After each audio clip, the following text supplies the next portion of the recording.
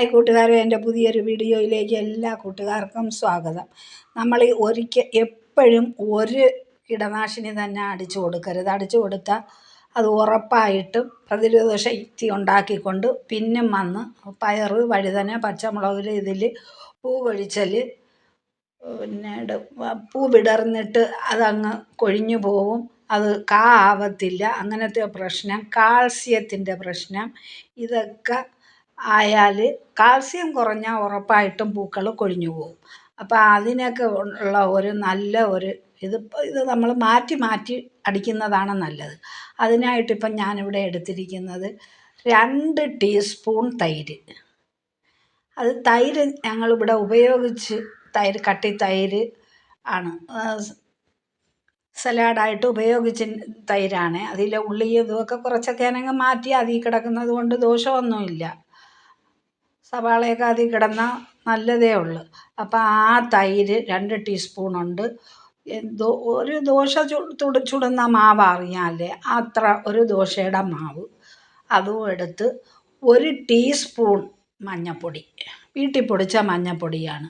പിന്നെ എടുത്തിരിക്കുന്നത് hand wash എടുക്കാം, ഡിഷ് വാഷ് എടുക്കാം, പിന്നെ ഷാമ്പു എടുക്കാം. ഇത് 3-ൽ ഏതെങ്കിലും. ഷാമ്പു ഇത്തിരി ഏറെ എടുക്കണം.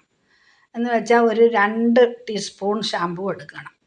ഷാമ്പു എടുത്ത് ഇത് 3 കൂടെ ഒരുമിച്ച് ഒരു കുപ്പിയിലോ ടിന്നിലോ എന്തിലെങ്കിലും ആക്കി നല്ലതുപോലെ യോജിപ്പിച്ച് ഒരു ദിവസം അങ്ങ് പുളിക്കാൻ മാറ്റി വയ്ക്കണം. മാറ്റി വെച്ചിട്ട് അതിൽ നിന്ന് 10 ml എടുത്ത് 1 ലിറ്റർ വെള്ളവും എടുത്ത്, ഞാൻ എടുത്തിരിക്കുന്ന ഈ ഗ്ലാസ് 3 ഗ്ലാസ് 1 ലിറ്റർ വെള്ളമാണ്. 1 ലിറ്ററിൻ്റെ അടയാളം ഞാൻ ഇട്ടിട്ടുണ്ട് സ്പ്രേയിൽ. അപ്പോൾ അതിലൊഴിച്ച് ഇതിനൊഴിച്ചു കൊടുത്താൽ ഇല ഇങ്ങനെ മുകളിലോട്ട് ചുരുണ്ട് വന്നില്ല, കിണ്ണം പോലെ ആവും. അതൊക്കെ ഇതിന് കാൽസ്യത്തിൻ്റെ കുറവ് കൊണ്ട് അങ്ങനെ ഉണ്ടാവുന്നതാണ്. അതിലാണ് ഈ പൂ പെട്ടെന്ന് പൊഴിഞ്ഞു പോകുന്നതും. കീടങ്ങളെ ശല്യത്തിന് ഏറ്റവും നല്ലതാണല്ലേ മഞ്ഞൾപ്പൊടി.